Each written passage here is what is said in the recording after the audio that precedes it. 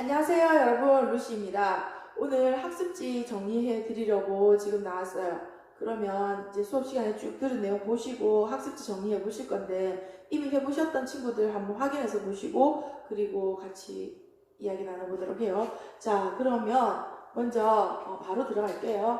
생물이 오랜 세월이 지나는 동안 살고 있는 환경에 적응하면서 생물 형태, 기능이 이렇게 변화되는 거 뭐였습니까? 네, 진화라고 했죠, 진화.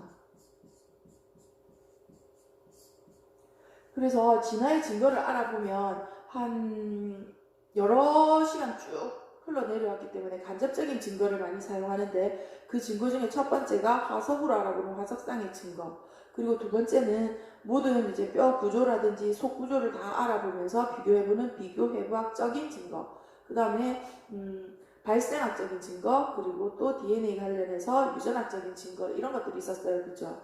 그래서 첫 번째 화석상의 증거 한번 들어가 볼게요.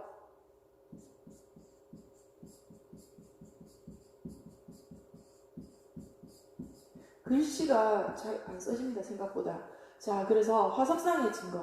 화석상의 증거 맨 처음에 보셨으면 그때 고래 화석 보신 거 기억나시죠? 고래 화석 안에 이제 보니까 육상에서 살았던가 다리가 4개가 있었네 하고 우리가 알 수 있었다가, 지금의 고래의 가슴 지느러미로 수중생활하는 그런 화석의 모습까지 쭉 볼 수 있었습니다. 자, 그래서 거기서 고래가 육상 포유류에서 공통으로 나타나는 무엇과 골반과 뒷다리에 흔적이 있구나, 의 흔적이 나타남을 알 수 있어요. 맞죠? 그래서 고래가 육상 포유류로부터 유래되었다는 걸 알 수 있는 거죠. 그래서 고래는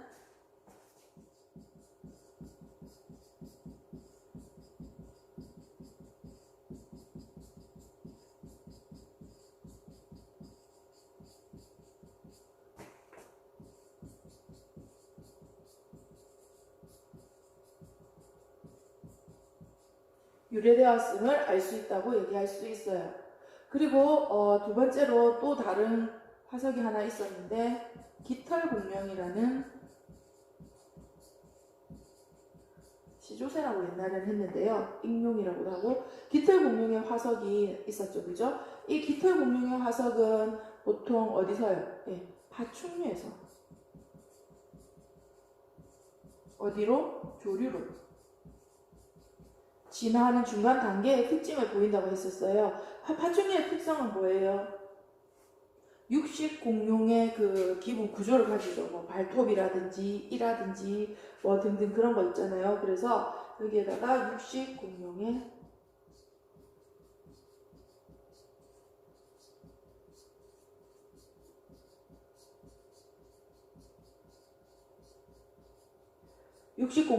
골격 구조를 갖는다라고 해주시면 좋고요. 그 다음에 조류의 특성으로는, 그런데 부리가 있죠. 날개도 있죠. 부리와 날개가 있고 온몸은 뭐로? 깃털로 쌓여 있었습니다. 그래서 이렇게 화석상의 증거 알아볼 수 있었습니다.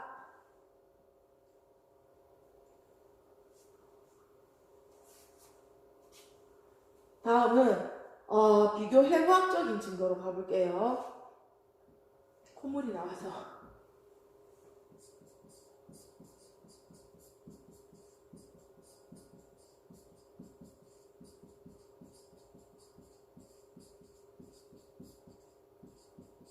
네, 비교해부학적인 증거는 첫 번째, 여러 가지 3가지 기관으로 나눌 수 있어요. 비교해부학적인 증거에는 어떤 기관, 뭐 상동기관, 상사기관, 흔적기관, 이런 거 들어보셨죠? 바로 들어가서 확인해 봅시다. 먼저 상동기관 보세요. 상동기관은 형태하고 기능은 달라요. 형태하고 기능은 다르지만 발생 기원이 같은 걸 얘기하죠.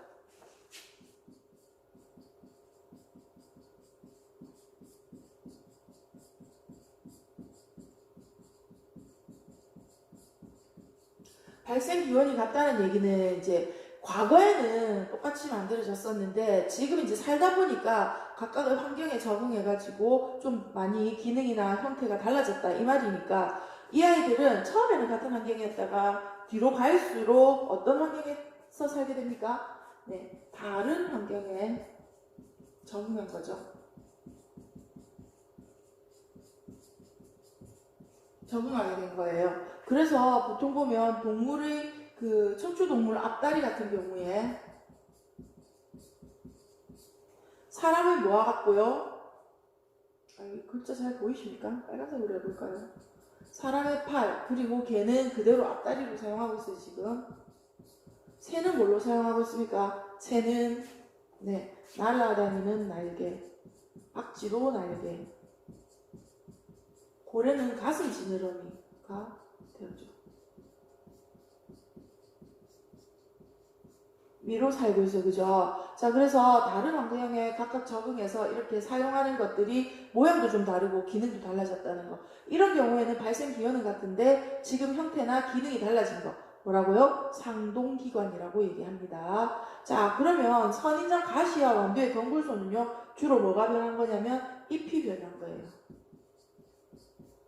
그러면 이 말은 발생 기원이 잎이란 얘기죠. 그죠? 그리고 기린 목뼈하고 돼지 목뼈는 지금 엄청 보면 기린은 목이 길고 돼지는 거의 목이 없어 보이지만 그대로 뼈는 7개로 그 구조가 같습니다. 그걸 알 수 있고 탱자나무 가시하고 포도의 덩굴송 같은 경우는 줄기의 변형이에요.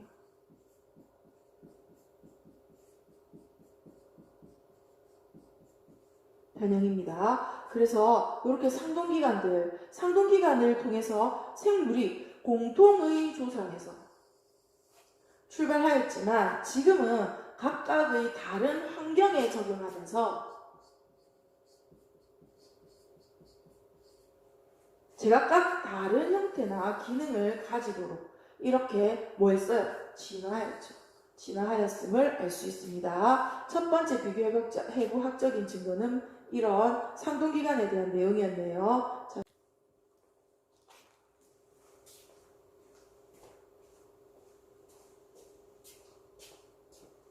자, 그러면 계속해서 보시면 두 번째는 상사기관에 대해서 할 건데 여기 한번 적어볼게요. 계속해서 제목은 그대로 비교해부학적인 증거.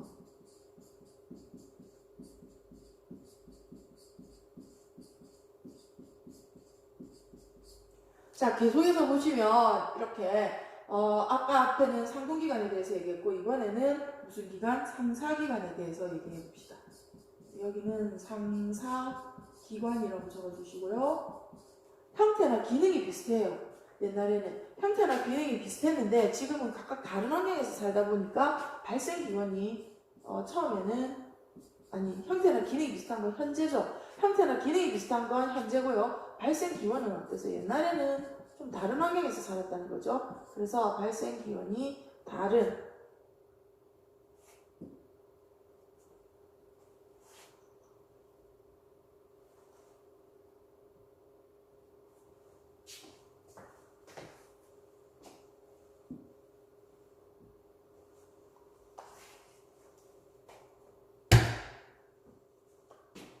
계속해서 비교해부학적인 증거 중에 이번에는 상사기관 할 거예요.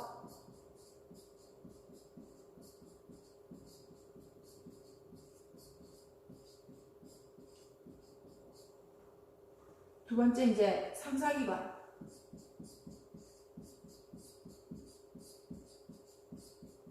상사기관은 지금 현재의 형태나 기능은 지금 거의 같아요. 그래서 같은 환경에서 살고 있는 아이들인데 지금 보니까 아주 옛날에 처음 만들어졌을 때 그 발생 기원이 달랐던 거죠.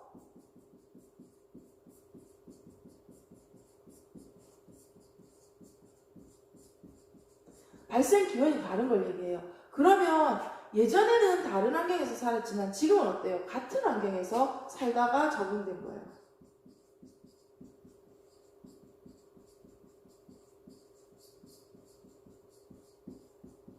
같은 환경에서 적응한 거죠. 새의 날개 같은 거 한번 봅시다. 그러면 새의 날개 같은 경우에 어떻게 된단 말이죠? 새의 날개 예전에 뭐였어요? 앞다리였어요. 척추동물 앞다리. 곤충의 날개 뭐예요? 피부였죠. 네.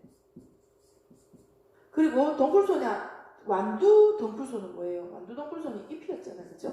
근데 호박이나 포도의 덩쿨소는 지금 다 그 줄기를 감아 올라가고 이렇게 타고 올라가는 그건데, 이 포도의 덩쿨소는 옛날에 줄기였어요. 그리고 감자는요, 줄기였는데 변형돼서 지금 먹고 있고, 고구마는 뿌리였어요. 자, 이렇게 예전에는 같았을지 모르지만, 예전에는 달랐을지 모르지만, 지금 이제 같은 거, 현재 같은 형태와 기능을 가지고 있는, 이렇게 형태나 기능이 비슷한, 예전에는 달랐지만 지금은 같은 환경에 적응한 이런 친구들을 우리 뭐라고 한다고요? 상사기관이라고 해요. 상사기관. 그래서 이렇게 차이들이 있죠. 똑같이 뭐예요? 날개예요. 그지? 날개인데 예전에 뭐였단 말이야? 앞다리였고 피부였어요. 그리고 덩굴손이고, 역시 지금 덩굴손이에요. 그런데 잎이었었고, 그리고 포도는 줄기였었고, 감자는 뭐예요? 지금 다 먹을 수 있는 열매잖아요. 그죠? 열매 먹을 수 있는 거. 얘도 열매 먹을 수 있는 거. 먹을 수 있는 그 우리의 곡식이에요. 그죠? 그런데 이건 어디에서부터? 줄기에서부터 왔고, 얘는 뿌리로부터 왔다 하는 내용이에요.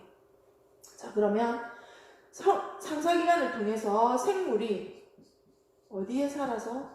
비슷한 환경에서 생활하다 보니까 형태나 기능이 유사한 기능을 하는 방향으로 뭐 할 수 있었다? 진화할 수 있었다 하는 것을 알려주는 것이 이 상사기관이랍니다. 자, 그래서 상사기관에 대해서 알아보았고요.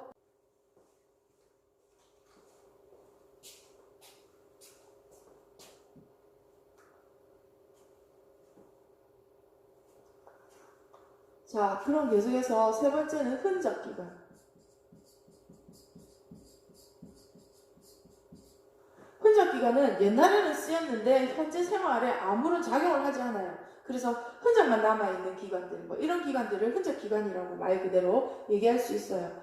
여기서는 사람의 동의근이라는 게 있죠. 사람에게는. 실제로 우리는 지금 이제 천적이 없잖아요, 우리에게. 그래서 우리가 막 귀를 쫑긋쫑긋해서 주위를 살펴야 된다든지, 뭐 크게 막 작은 소리를 엄청 크게 들어야 된다든지, 그러지 않거든요. 그래서 이 귓바퀴를 움직이는, 적어볼게요.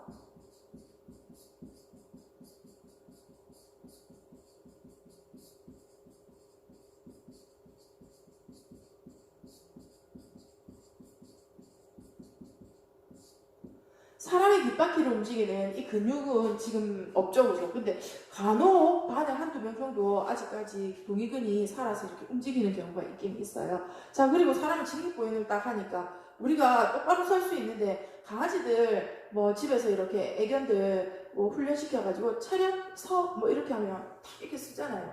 그러면 꼬리를 엄청 힘을 주고 있어요. 직립보행이 안 되는 아이들은 꼬리가 필요하겠죠, 똑바로 서려면. 근데 우리는 그거 없이도 똑바로 잘 걸어다니고 뛰고 하잖아요. 그래서 우리에게는 꼬리가 필요 없었던 거예요. 그런데 옛날에는 꼬리가 있었던가 봐요. 우리 엉덩이 뒤쪽에 보면 우리에게도 꼬리뼈 흔적이 있습니다. 사람.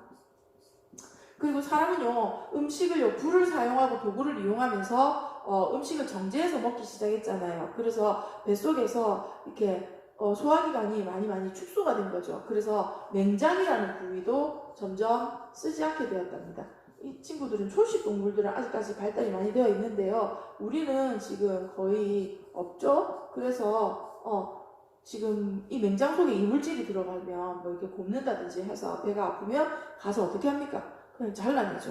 맹장 수술, 맹장을 걷어내는 수술이죠. 맹장은 다른 말로 충수라고도 얘기하고요. 이렇게 필요 없는 부위라는 거 알아두시면 좋겠어요.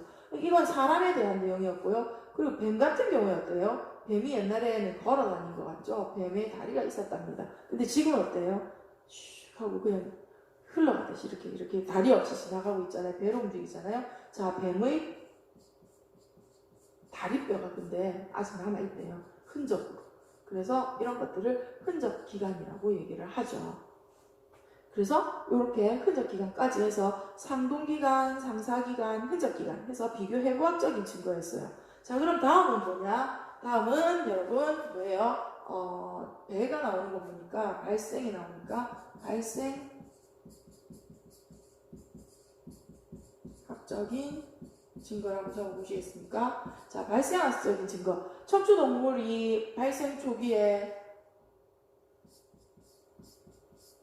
배 모양이 매우 비슷하더라. 해마같이 생겼죠, 전부. 그죠? 그래가지고 머리 이렇게, 꼬리 이렇게 달려있는 해마처럼 보이는데 그 배의 모양이 다 거의 비슷하더라. 그리고 두 번째로 이 배 시기에 모두 뭘 가지고 있더라?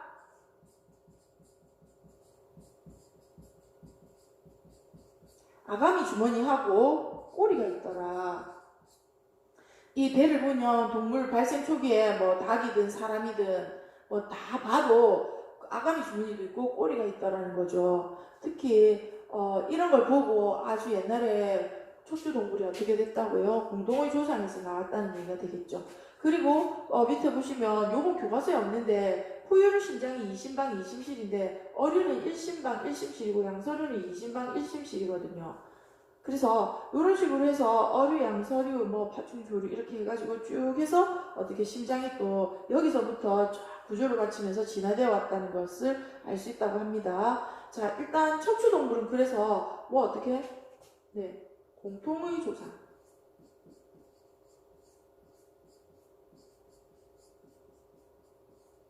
공통의 조상으로부터 진화되어 가지고 오늘날에 다양한 형태를 가지게 되었죠.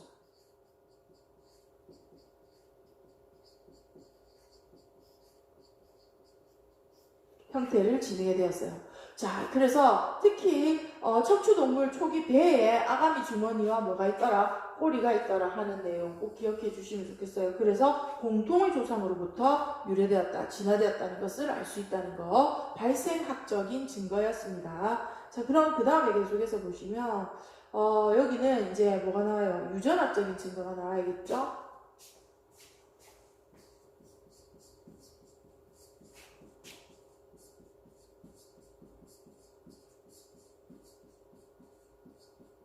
유전학적인 증거가 있어요. 그리고 여러분들 이거 읽어보시면요, 대부분의 생물이 가지고 있는 유전물질, 이 대부분의 생물이 가지고 있는 유전물질 뭡니까? 네, DNA죠. 그래서 하나의 공통조상에서부터 유래되었음을 뜻한다. 모든 생명체가 DNA를 가지고 있어요.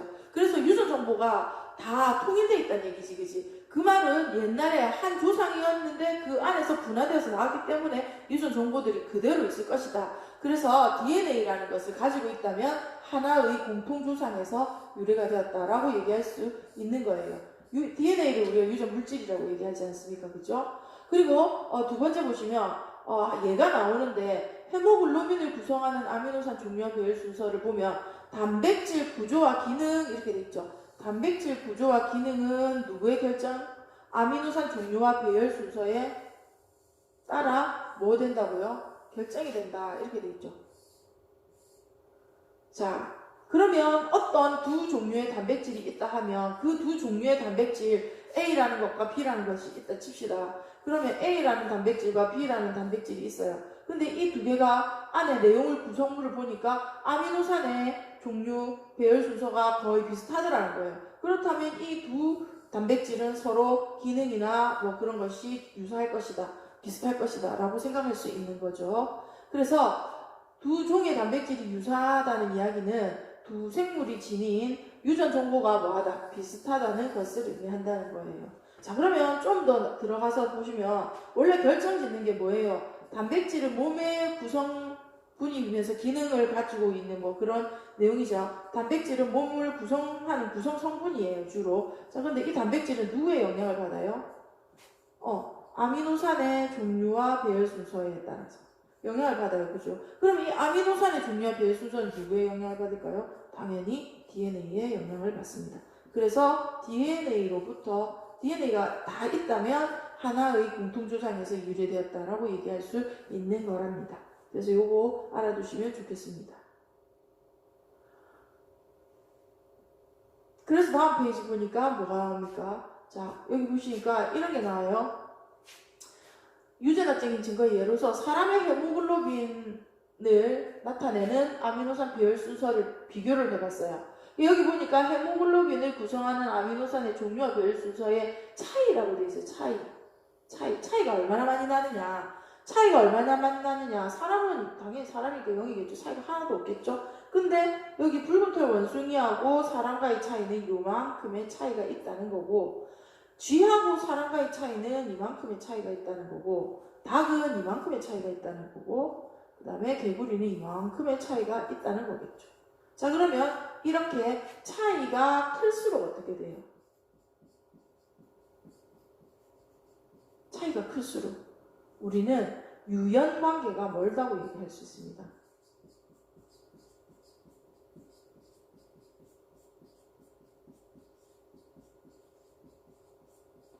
자, 여기서 말하는 유연관계는 어떤 종과 그 다른 종의 어떤 관계, 유전적으로 얼마나 가까운가 뭔가 하는 관계, 그거를 얼마나 닮았느니 안 닮았는지 하는 관계, 그 관계를 우리 유연관계라 하거든요. 근데 이제 개구리가 사람하고 가장 유연관계가 먼 거죠. 그리고 붉은 털 원숭이가 사람과 가장 유연관계가 가까운 거죠. 그리고 쥐하고 붉은 털 원숭이를 보면 쥐보다는 원숭이가 사람하고 훨씬 더 가깝다는 의미가 됩니다. 그래서 그래프 해석하실 수 있어야겠어요. 그죠? 그래서 여러분들이 여기 보시면 구성하는 아미노산의 종류와 배열의 순서의 차이가 크면 클수록 이렇게 돼 있죠. 크면 클수록 유연관계가 멀어진다는 거 알아보시면 좋겠습니다. 자, 그러면 또 하나만 더 볼까요? 하나 더 있는 것 같은데. 그렇죠. 자, 여기서 보시면 또 뭐라고 되어 있습니까? 자, 사이토크롬 C를 구성하는 역시 아미노산 종류와 배열 순서를 만들어냈어요. 자, 비교해봤더니 사람의 사이토크롬 C와 차이나는 아미노산의 수가 요 Y축 값인데, 그럼 이 친구는요 하나밖에 차이가 나지 않는데요. 붉은 털 원숭이는요, 걔는요 13개가 나고요, 닭은 18개나 차이가 난대요. 뱀은 20개, 거북이는 31개, 효모는요 56개나 차이가 난답니다.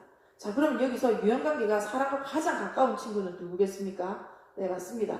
침팬지가 사람과 가장 유연관계가 가깝겠죠. 그러면 이 친구는 DNA 일치율은 어떨까요?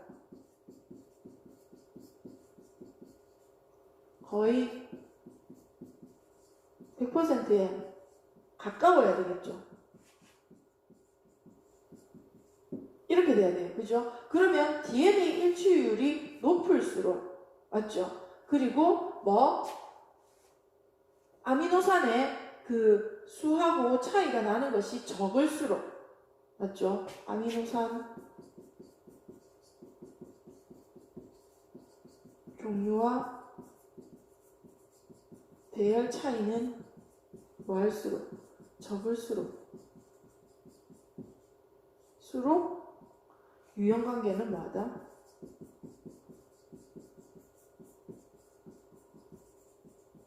가깝다. 이렇게 되겠죠. 그죠? 그래서 아미노산과 배열 순서 차이는 뭐할수록? 적을수록 DNA 일치율은 높을수록 사람과의 유연관계는 가까울 것이다 라는 거 알아두시면 좋겠습니다. 자, 그래서 여기까지 우리가 뭐뭐 했어요? 화석상의 증거, 비교, 해부학적인 증거, 발생학적인 증거, 유전학적인 증거로 진화의 관계, 진화의 증거에 대해서 우리가 알아보았습니다. 자, 다음 시간에는 진화설에 대해서 알아보도록 할게요. 여러분 안녕.